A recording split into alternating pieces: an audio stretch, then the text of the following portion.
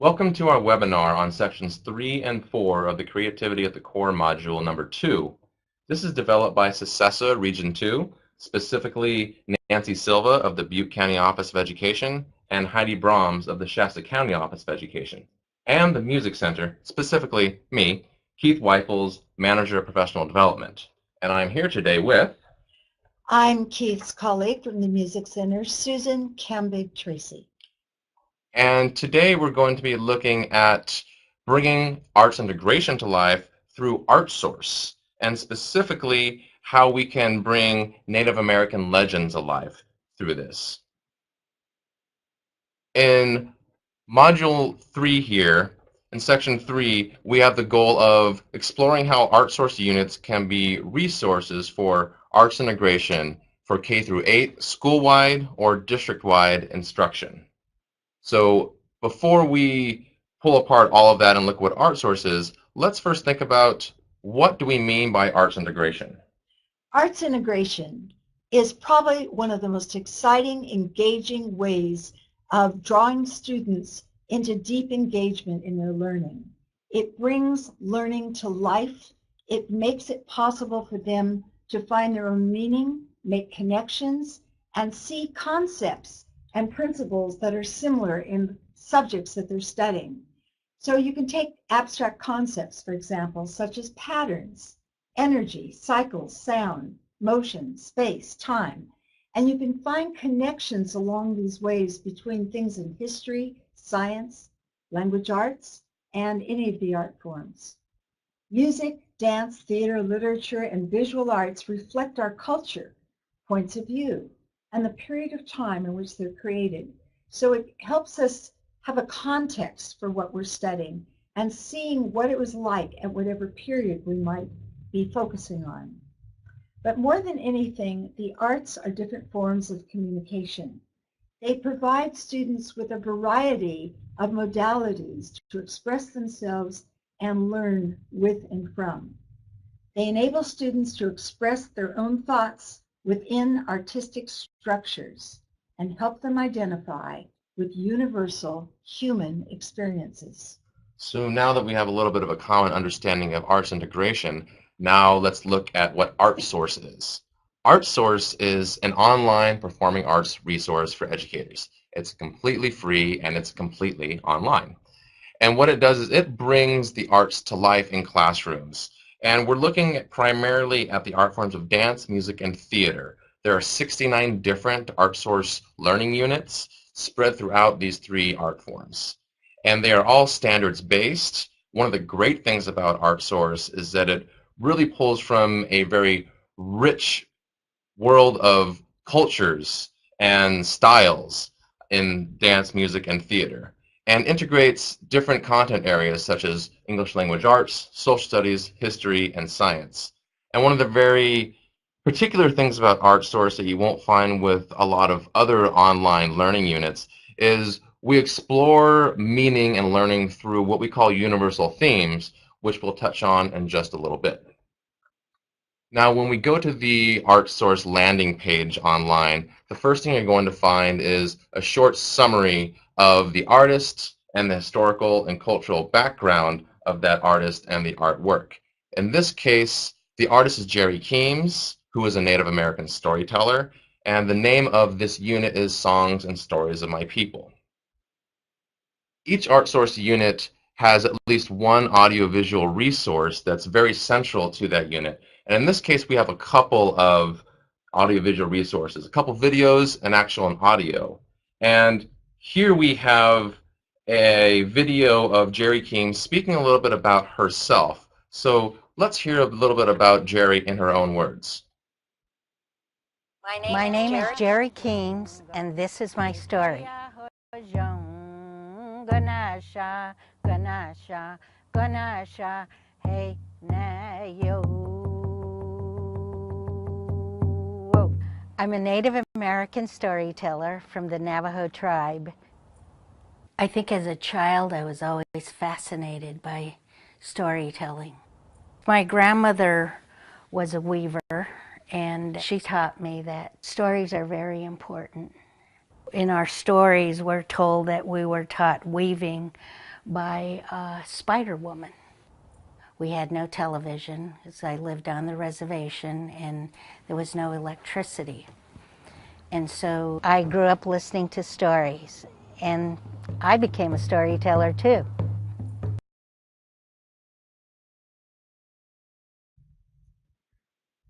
Now we have another video in this unit that is the story of the Quillwork Girl, a traditional Cheyenne legend told by Jerry Keems, and we'll look at this in a minute here.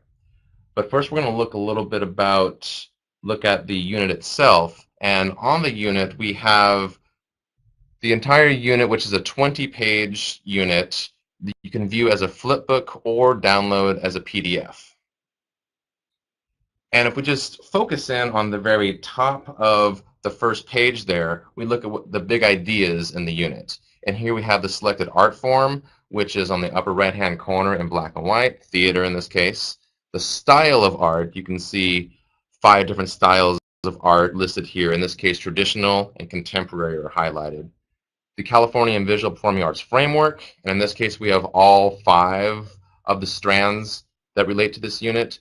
And then the universal themes, of which we have 5, and we're dealing with the themes of transformation, enduring values, and the human family here. And Susan, could you talk a little bit about what a universal theme is? You know, I'm one of the writers of ArtSource, and one of the greatest things that happened was that we were given the time to really do our research and development before we put the actual units together. So we searched the world, literally, and all of educational materials to find the universal themes which were being taught. And we studied them, and finally we selected 5 that we felt were the most important for our uses with ArtSource to tie it in with art forms. And universal themes are really concepts that run throughout culture, that run throughout the human experience. And then each artist adds something of their own creative insight to the collective pool of knowledge from which we all draw. The universal themes that we have selected for ArtSource are transformation, which is a change in the appearance of something, or a change in an event, and your life changes after a particular event. It can be in the character of a person. Growth is a transformation. And also in science, for example, metamorphosis would be part of transformation. Enduring values encompass the standards and principles which are important in life. You know, things like love and friendship, justice, honor, the search for truth. Every culture, every person on the planet has some connection and urge to discover these answers or these experiences. Then freedom and oppression, something which we seem to be struggling with and have from the very beginning of time. It's about the balance of power between individuals, nations, groups of people. And it brings such events into our life as war and peace, master, slave, dictatorship, democracy. So these are all things that run through many cultures that we have to come to terms with and understand at a deeper level. The power of nature, certainly inspirational for all of us. Patterns, designs, colors, mysteries, medicines, and man's relationship to nature, and how different environments are affected by man and the way he treats nature. The human family embraces all that's human. So it includes our emotions, dreams, our work. It's about culture, it's about values, it's about our history. And in this particular unit, we are focusing particularly on transformation, enduring values, the human family, and although it's not mentioned, we're also focusing on the power of nature. And could you speak a little bit about the Visual and Performing Arts Framework, Susan? Yes, I can. I was fortunate to be involved with the framework and the standards from the very beginning. And I was one of the writers for the dance standards and a consultant on the framework for dance. These are principles that run through every art form. That was the big idea was that if all the art forms could find commonalities, then we could teach in a more substantial, supportive, universal way, having the arts not only be individual, but supportive and interactive with each other. So in the framework, we have these components. There's 5 of them. We have artistic perception, and this is about processing, responding to, analyzing different sensory information through our eyes, our ears, our feelings, our touch, and then also the language and the specific skills unique to each art form. Creative expression, very important, that each person has a chance to process things, make sense of them, own them, and then find ways of expressing their point of view, with all points of view being valid. And the historical cultural, again, it's about putting things in context. You have to look at what was going on in the history and that particular culture in order to understand the events or the story that's placed or that arises from that culture. Then we have aesthetic valuing, which is really just the critiquing aspect, the making judgments about works of art, learning enough about what those elements of art are so that you can intelligently find them when you come to an experience in the arts or when you're creating it, and then you have points of discussion. So it's about discussing, analyzing, making contrasts, comparisons, and having aha moments. And finally, the connections, relationships, and applications are our integrated piece. This is the piece that relates to all subjects in life. And there are always connections. There's always, as we said, universal concepts, themes, relationships, and applications to everything that is studied. And the more we can see how they come together and support each other and have different forms in which they show the ideas, we will be more intelligent human beings. And our last category of big ideas in every art source unit are the styles of art. What styles of art do we have here, Susan? Styles of art, we have traditional, and certainly Jerry Keene's unit is focused on the traditional. This involves the beliefs and the customs of a culture, a group of people. And the stories are their way of entertaining each other, but also particularly finding a connection and a relationship between them and the environment in which they live. And it's also explaining creation, explaining the things in the sky, explaining the mountains, explaining the rivers, and really seeing that we're all part of a greater whole through the cultural lens of that group. Then we have classical arts. These are something in which it takes a more perhaps talented person or a more devoted person in terms of someone that's going to rise to a high level of refinement in an art form. And it's more focused on individuals at this point, where traditional is about the whole group and everyone participates. It doesn't matter how good you are as a dancer or a singer. You participate. It's about building community. Classical is more about coming to an art event and being an audience member of that, or of course one of the classical performers yourself. So almost all cultures have these degrees of a more refined level that requires choreography and compositions, things of that nature. And then contemporary are works of art which are within the 20th and 21st century, often reflecting changes of attitude, so that something from the 1920s would not be considered contemporary now, although it was shocking when they brought the Charleston and other jazz things into the world. And so now the things that shock us are a little bit more contemporary, and they reflect the moods and the changes in people's points of view and entertainment and attitudes and fashion. Experimental goes a little bit beyond that. Experimental breaks rules. It tries to explore an art, well, for example, some of the contemporary art where it's one color that's it. Or you have two colors, or you have a blank canvas, or you have things that like a Campbell soup can, and that becomes art all of a sudden. So experimental is shaking people up a little, making them uncomfortable at first to understand that art can be more than what it has become just to this point in time. Some of it works, some of it's lost, some of it builds the foundation for the next thing.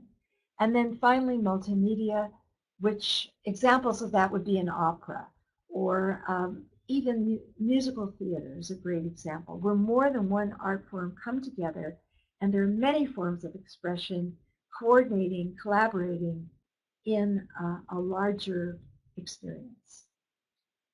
Now, beyond this heading category of the ArtSource unit with the big ideas, what you'll find is the title of each work. So, Songs and Stories of My People is this unit's title. And then you'll find the creator of the artist, so Jerry Keams. Then a little bit of the background information on the artist here, and we're lucky enough to have this video of Jerry Keams speaking about her experience, and a little bit about the artwork itself, as well as the creative process of the artist or the culture. And finishing up just this first page of the unit, and then the rest will go by really quickly. We have a photo of the artist, a relevant quote from the artist, this one about storytelling, and then a map showing where the artist lived or worked, in this case the Four Corners states area of Utah, Colorado, Arizona, and New Mexico. Then we have the content of the ArtSource unit. So we have discussion questions which are meant to be engaged with after we watch the video, and then multidisciplinary options, how to work with different art forms with the ArtSource unit and all the disciplines within that. And then sample experiences. We have 3 different categories of sample experiences that teachers can use in the classroom, and one of each of those categories we've developed into an entire lesson, one of which we will go through. And these are all scalable for K through 8 instruction, and if you work with them a little bit, you can definitely extend it TK through 12 and even beyond. So let's look a little bit at just the beginning of the quill work girl, and then we will engage with some of these questions. Hey Anna, ya hey Anna, hey Anna ho, hey Anna, Anna, Anna ho. Long ago, when the world was young, buffaloes could talk. They say in a village far away there lived a young girl. They called her the quill work girl because she took porcupine quills and she made beautiful things out of them. She used them to sew beautiful patterns in the deerskin clothes of her people. And everyone wanted her to make clothes for them. And they called her the quill work girl. Well, one night the quill work girl had a dream that she had 7 brothers living over 4 big mountains, and every night she had the same dream. Finally, she went to her mother and father, and she told them about her dream. And she said, if I climb those 4 mountains, I know I will find them waiting for me on the other side. I must find my brothers and help them, she said. And the father said, well, this sounds like a special dream, my daughter, but you cannot go alone. Your mother will go with you. So the next day, the mother brought 6 beautiful dogs. They packed food and water, put them on the backs of the dogs, and then the mother, the quill work girl, and the dogs began the great journey. They climbed over the first big mountain, over the second big mountain, and then the quill work girl said, Mother, I must climb the last 2 mountains.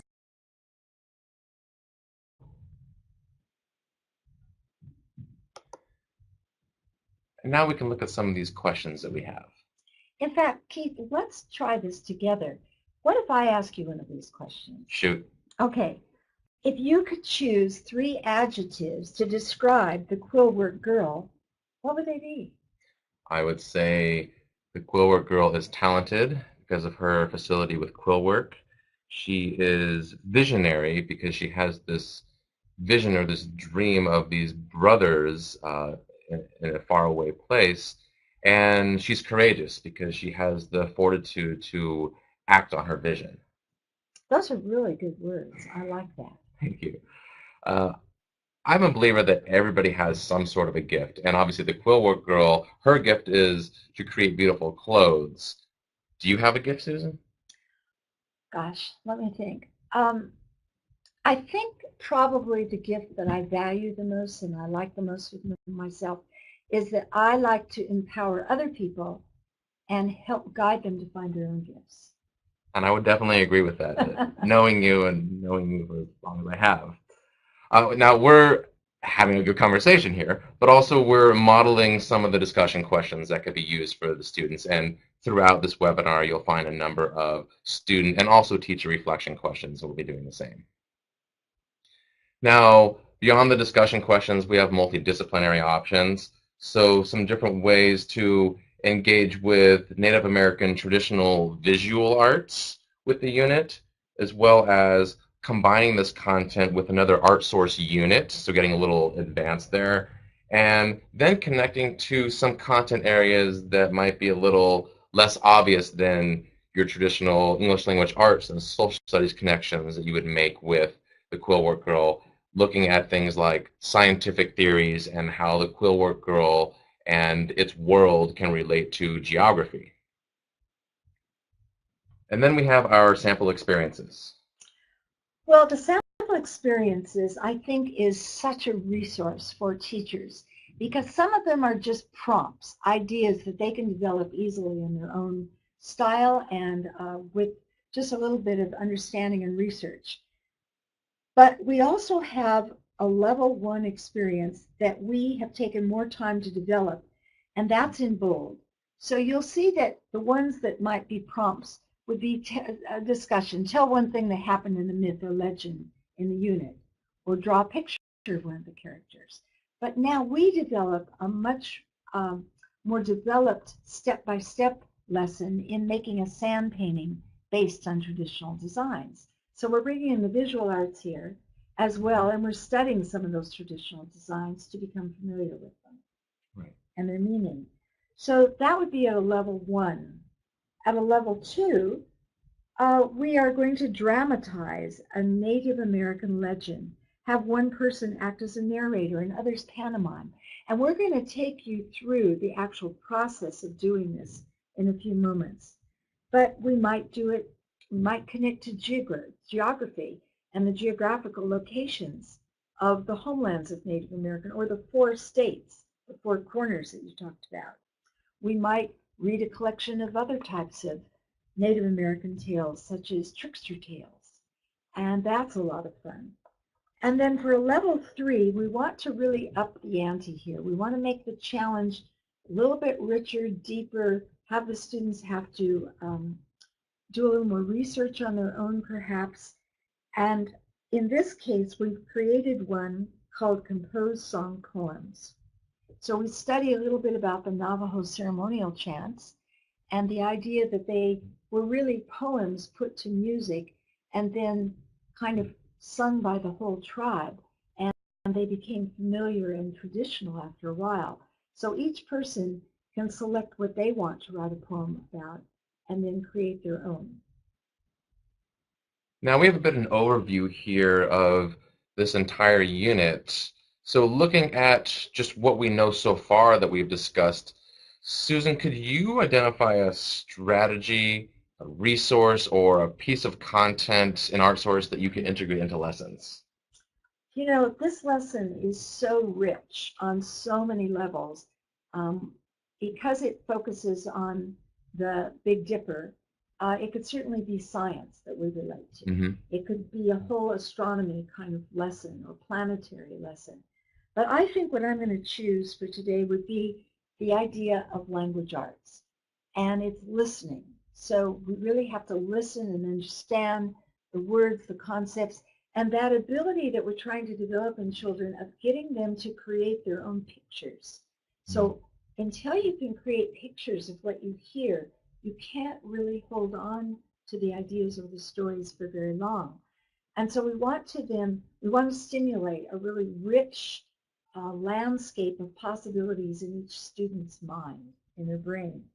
And then So we have that done by words of them listening, but then we also have them retell the story themselves. So they're drawing upon those mental images, which by the way is imagination. Mm-hmm. And they're describing the characters and they're remembering the sequence of the stories. And then they may go on to write their own ending, or they may go on to write their own idea of something in nature that they can create a creation myth for. For example, I was working with a group of third graders, and I did this with them, and they, one of the ones I remember is, why does the peacock have eyes on its tail? And so someone wrote a creation myth of how that happened. I love that, and I love the way you phrase it. And as you were talking about it, I was creating an image in my own mind. We're going to transition here from section 3 to section 4 of the module, and we're going to start digging into an art source lesson here. And as Susan mentioned, we're going to be digging into lesson number 2, the second lesson of the level. Okay, well, this is the one I was referring to earlier, which is really about Native American legends come alive. And here on this particular slide, we'll give a little introduction to give a context for what the lesson is about. And then we have student outcomes. What are the students going to be able to do and show and know and name by the end of this lesson? Well, we hope that they're going to be able to create story theater presentations based on a particular myth, and we're using the one today that we have been featuring.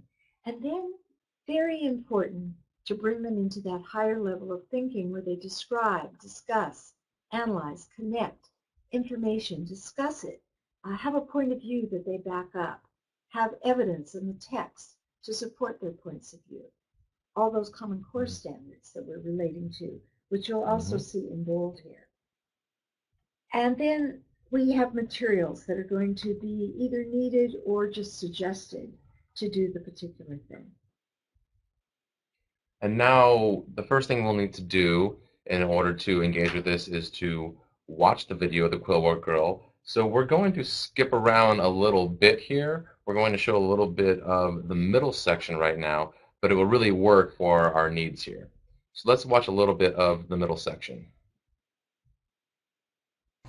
Now when the sun was high in the sky, there was a knocking at the teepee door. The little brother opened up the door, and there stood a little baby buffalo. It was a cute baby buffalo. The little buffalo looked up and said, "Oh, I'm from the Buffalo Village," he said. "I'm here to get the Quillwork Girl. She must come and live with my people and make those beautiful clothes. I must take her today," he said. And the little brother said, "Well, she is my sister now. You cannot take her, you tell your people." I said, "No." "Very well," said the little buffalo, and he runs over the hill back to his village. Well, the little brother was not afraid. The next day, there was a louder knocking at the teepee door. The little brother opened it up, and there stood a bigger buffalo. It was the mother buffalo. Now, Susan, in this section, the brother showed courage when standing up to the buffalo. Was there a time in your life where you may have showed courage? Oh my goodness. Well, speaking of little brothers, that came to mind. I have a little brother, 5.5 years younger than me. Well, he's a big brother now, but he was a little brother at one time. And so I remember when he had come to kindergarten, and I was a 6th grader, and I saw on the playground at recess one time some bully boys who were 2nd graders, I think, and they came over and pushed him down and laughed at him. And I stomped over there, and I stood facing these young bullies, and I just said, "Don't you ever do that to my brother again, or you'll be sorry." And then I helped my brother stand up with a bit of dignity. And of course, I had no idea what I was going to do, but I just sounded like I knew what I was doing. Oh, good for you. And I felt courageous. What a fantastic sister. Let's watch just a little bit of the ending now of the Quillwork Girl. Finally, they all stood up. They walked to the edge of the clouds, they looked down at the ground, and they saw the pine tree crack in half. It went smashing down to the ground, and they saw the giant buffalo looking up at them. And there they were. They walked inside the clouds, and finally the Quillwork girl said, "Now what are we going to do?" And the little brother said, "I got one magic arrow," he said. "I'll turn us all into stars." So the little brother took the last magic arrow, put it in the magic bow, and let it fly. And as the arrow flew through the sky, they all turned into bright, beaming balls of light. They got so hot and so big and so bright, they zoomed one by one off into space. And they landed in the sky as stars called the Big Dipper. And the brightest star up there is the Quillwork girl because of all those beautiful clothes she made.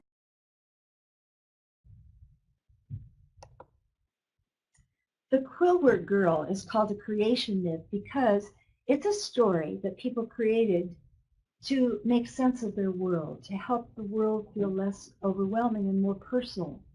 And so this story is about the creation of the Big Dipper.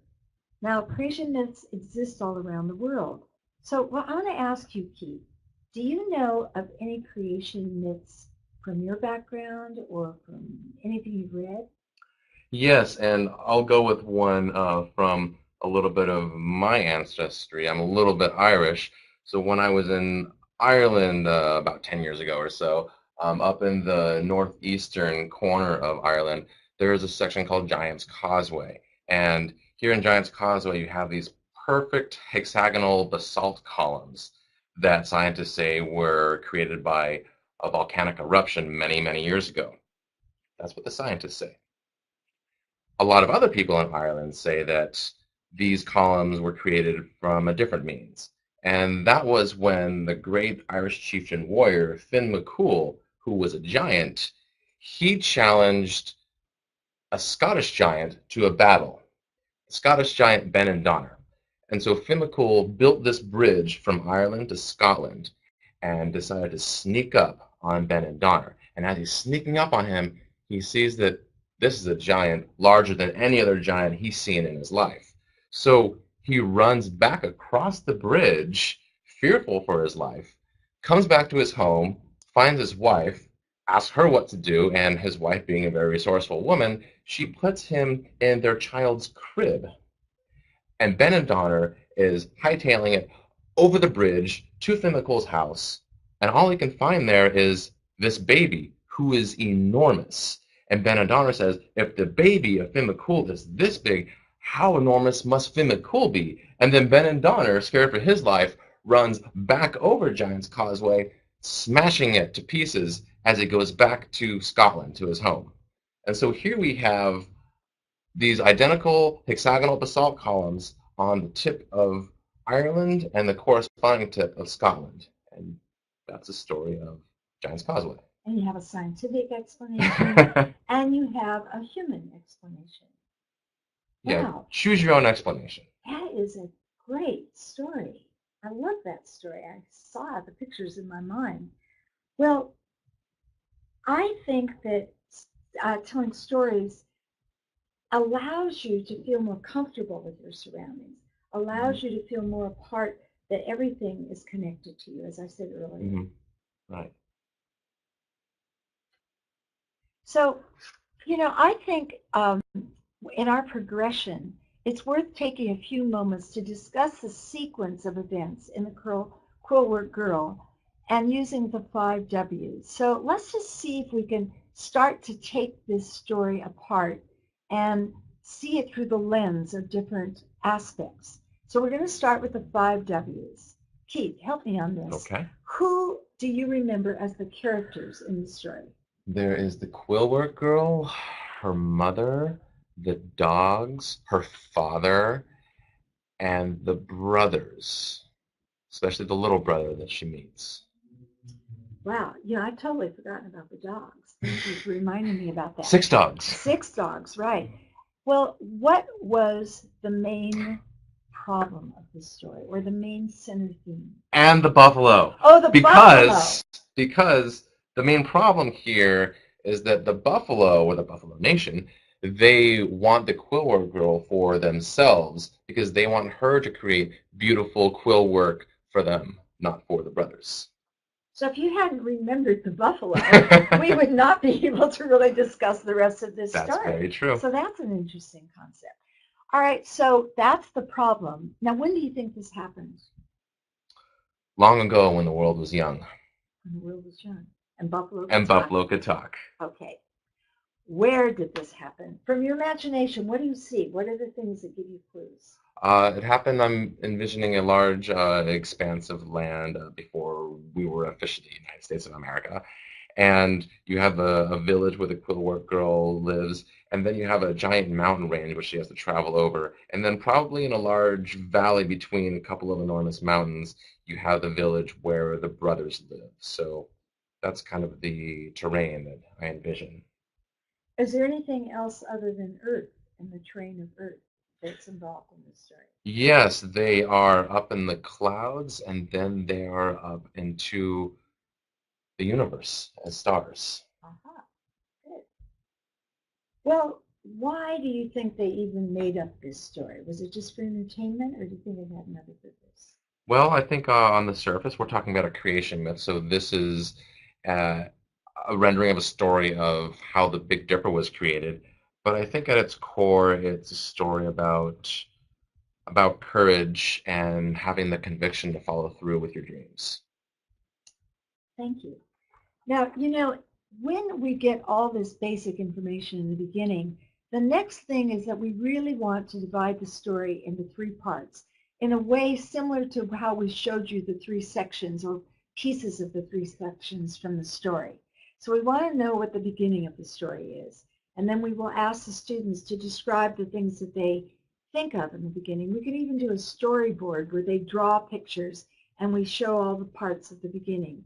Same with the middle, and then same with the end. And let them determine where they think the beginning bleeds into the middle and where the middle bleeds into the end. And then each person's interpretation. I like the storyboard, which is also an extension on this lesson. Right. So we've demonstrated how to use the 5 W's to outline the scenes, and then identifying the main characters, which we've talked about.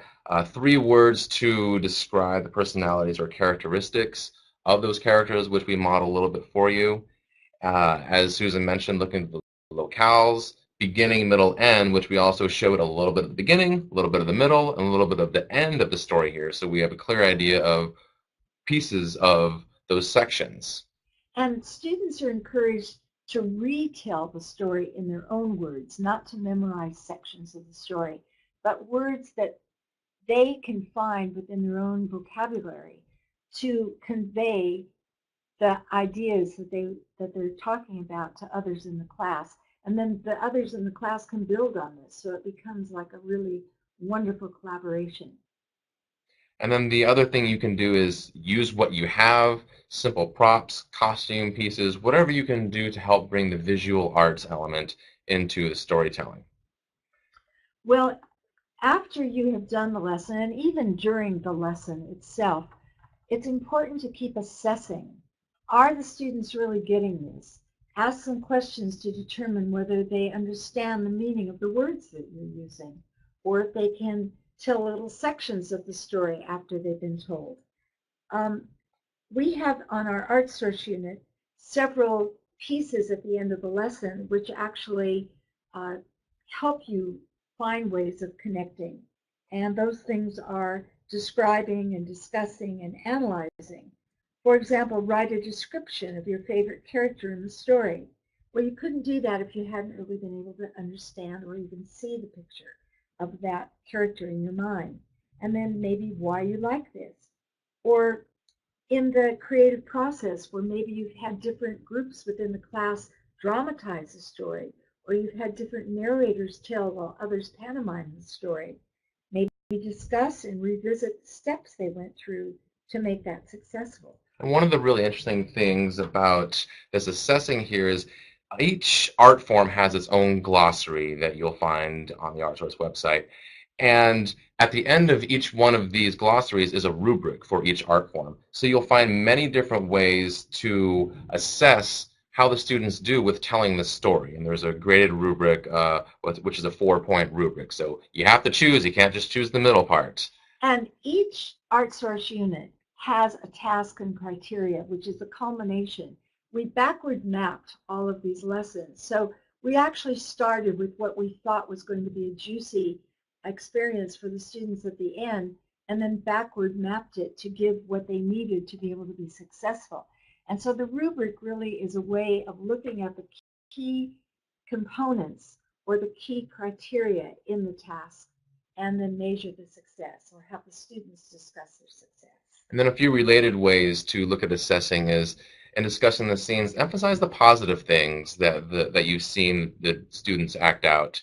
And maybe look at something such as 2 likes and a wish, which we use a lot at the Music Center. 2 things that you really liked about it that are very positive, and then a wish, something that might be a little bit different or something that you might want to change. And did you mention that if they could give comments about the character rather than the actual individual that played that character? And hopefully there'll be many people playing the same character throughout the story, Right. changing parts. But I think that makes it easier if, well, the little brother character might have been a little clearer when he pulled his bow and arrow with the action part, for example. Right. So all of this leads me to think, we're talking about storytelling here in so many ways about storytelling. Students telling stories and us telling stories, Jerry telling stories.